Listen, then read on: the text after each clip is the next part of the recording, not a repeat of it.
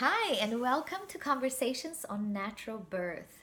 I am Mia White, author of the book Beautifully Born, and I really encourage you to read it in addition to listening to these videos, as well as reading many other things about natural birth to be encouraged and to be empowered that birth can be beautiful and does not have to be traumatic. And we're talking in this video about aftercare. We've started to talk about nursing. We've started to talk about some of the issues that a woman may deal with after giving birth to a baby.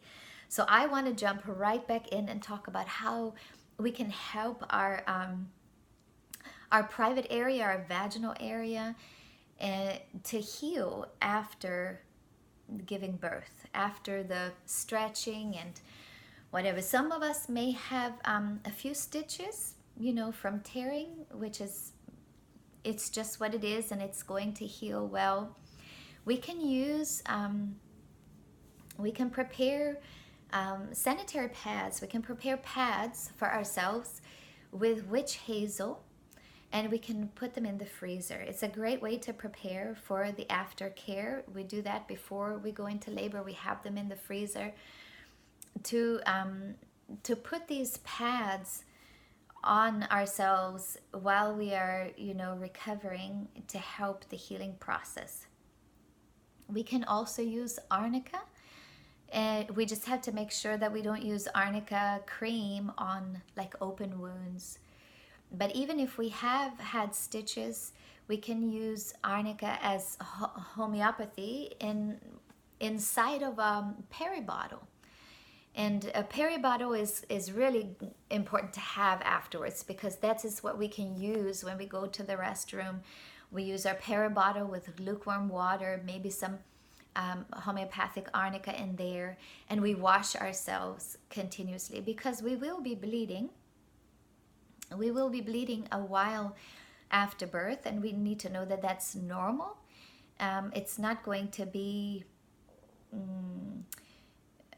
like really large amounts of blood, but it's like a heavy period to start out, and then it kind of tapers off, and we may even have some blood clots that come out, and that shouldn't scare us as long as they are not huge or too many, where there's a concern that maybe we have internal bleeding of any kind. But a midwife will pick up on that, and you should just be aware. So having even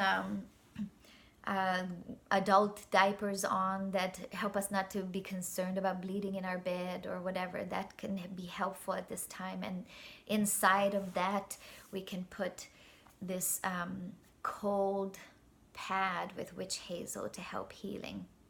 And when it comes to hemorrhoids, I also prepare like these little cotton balls to put specifically on the hemorrhoids, because with witch hazel, and keeping them cold either in the freezer or in a bucket of ice. Like if you put them in a little bag and you keep them on ice in the bathroom, so that every time you go to the bathroom, you put on a new cold cotton ball or compress with witch hazel on your hemorrhoid, because the hemorrhoids will shrink. That's what the witch hazel will do amazingly. It will shrink the hemorrhoids where you can actually push them in. You do not want your hemorrhoids to get used to hanging outside of your anus. You want to push them in when you go to the bathroom. And that's the greatest way that we know to help the hemorrhoids heal. But it's a very real issue, and it should be dealt with like right away. You should be empowered to know what to do about that. You can have some postpartum cramping.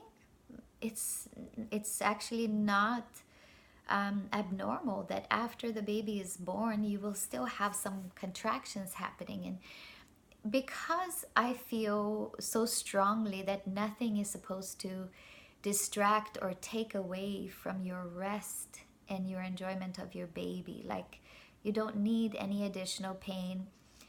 It is allowed and encouraged, like to take some pain relief for that. Just make sure that it's the kind that they say you can take while nursing.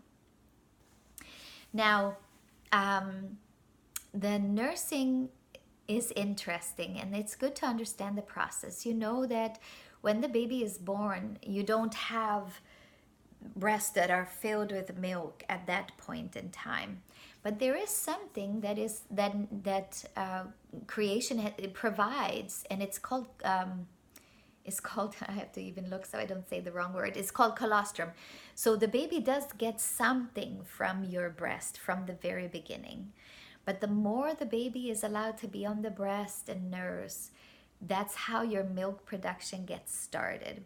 It's normal for the baby to lose a little bit of weight during the first days of its life. Absolutely normal.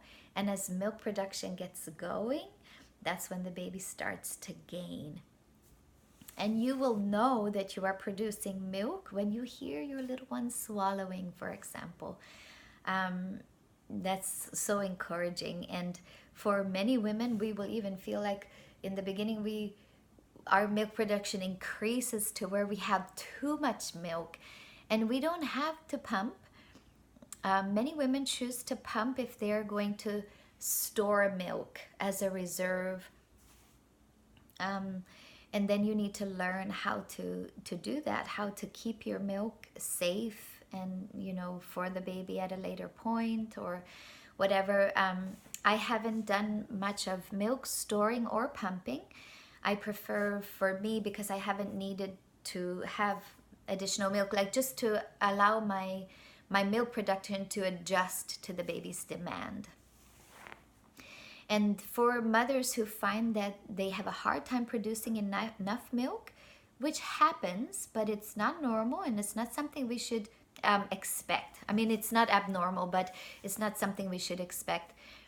We can encourage milk production by certain teas that we can drink, or just do your research on that, how to encourage your milk production. There's moringa and different herbs that we can take even to encourage the development of milk ducts, like if we have an issue with too little milk production. The other thing is the latching of the baby. It's so crucial that the baby sucks the right way when we nurse so that we don't hurt ourselves, because the nipple is a very sensitive part of our body. We need to learn how to help our baby latch in a healthy way, and we will talk about that in the next video, and I'll see you then.